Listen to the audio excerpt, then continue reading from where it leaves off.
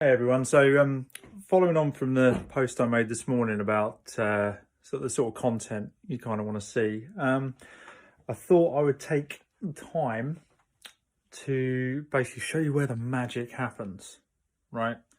So this is my garage. This space is what I have to work with, and as you can see, the car is in many pieces. Lots of pieces. So I thought I'd basically take you guys through what I'm kind of doing for next year, really. So where we left it was I did a couple of events for Time Attack at Snetterton and Brands Hatch. Brands Hatch was done with basically sort of standard suspension and your full bolt-on mods. So what that consists of in one of these is some downpipes or decated downpipes, a charge pipe, which is this thing over here. What else? Off-the-shelf tune, an intercooler, and some intakes, just some comb filters. And you know, it did okay. What it showed up was the suspension was sadly lacking because it was all stock. So for the next outing, we decided to change that. So we got some coilovers from Meister R and put those on for Snetterton, and it showed a marked improvement. I think it's fair to say. The car behaved really nicely, sort of kicked its head in all day. It was all good. So that was that. So we have our baseline starting point. Well, I suppose what I should say as well is it also weighed the car when it was at Brands Hatch, and it came in at 1330, I think, with half a tank, and that's kilos for you Americanos there. I won't do the conversion, but so that was pretty good actually. I thought, given that essentially what I'd taken out was just the real basic stuff. So you know, your rear trims, cards, boot trim, and front seats, both front seats. Obviously replaced those with buckets and harnesses, a few other little bits, but nothing, absolutely nothing major at all, to get it down to that. So the thoughts kind of over the winter were to try and get that down a bit more, but also because this has been an absolute pain in the backside to work on. Anyone that's worked on one of these will probably tell you the same. There's not a lot of room down here. Now down here is where the turbos live normally. You will notice if I look in there, the turbos are not there currently, but that's another story.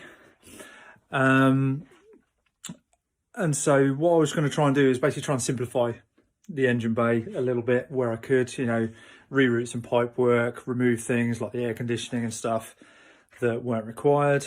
So again, it's still like 3 things, so just removal of stuff. Obviously I could take it to the next level in terms of the interior strip, which would mean sort of the front carpets, gut the door cards, sort of roof lining, all of that stuff. So again, I made some changes here. Just mind the exhaust. So this is everything that I've been sort of doing in the last couple of weeks. So you can see down here, obviously now there's no roof lining. All the carpets have come out, the glove box is gone.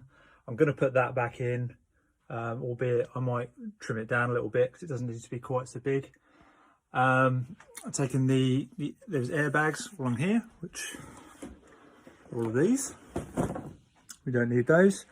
There's still another line of those all the way around there, which they're going to come out, including the gas cylinder there. There's still a few more little bits in here. Obviously I have to use all the storage space, it has no space to go. But I mean, there's such a load of wiring in here that's obviously now redundant, but I think that's a little bit beyond my level of expertise right now to try and change that. I think other stuff that I would have done as well is I think I'd cut the rear bumper bar out. That was quite a bit as well. There's a good like 6-7 kilos of metal there. What else? Yeah, so trying to make it breathe a bit better. So we've got new intake pipes, which are much bigger. I've also got a set of output pipes. However, because most of the stuff you can get for these is basically a left-hand drive version, they don't cater for the steering rack issue on a right-hand drive car. So the space, which is already pretty restrictive anyway, needs to take into consideration those. So what I'm actually now thinking is this, would you believe, is a standard output pipe for an M54. And you can see how thin this thing goes. God knows how you get over 400 horsepower through one of these. I really don't. But as you can see, it looks like someone's basically taken a hammer to it, or it's been left with a small child with a sledgehammer to make it fit. So what I'm actually going to do is when the turbos are reinstalled, I'm going to see how much room there actually is with this and sort of probably chop this pipe out and either reroute it or just take these bits out, assuming you can, because I've seen some posts on the internet where manufacturers have actually sort of done that. The rear one doesn't seem too bad. I mean, it's not huge by any stretch of the imagination. I mean, just to put it in perspective, I'll put it next to the supposed left-hand drive replacement. You can see the difference.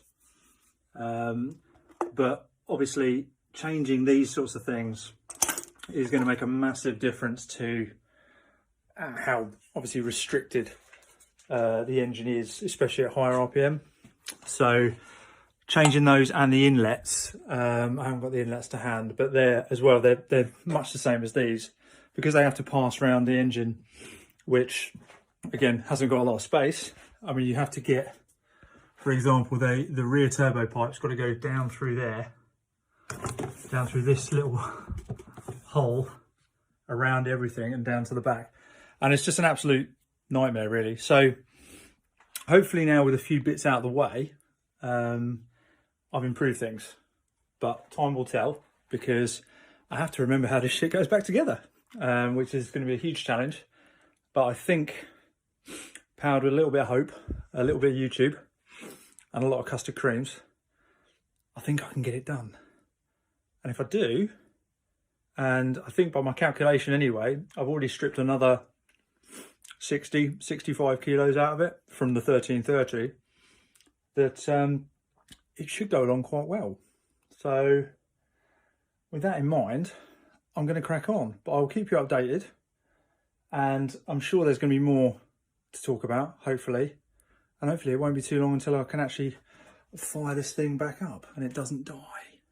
Anyway, feel free to like and subscribe. There will be more of this, hopefully, in time, and I'll see you again soon.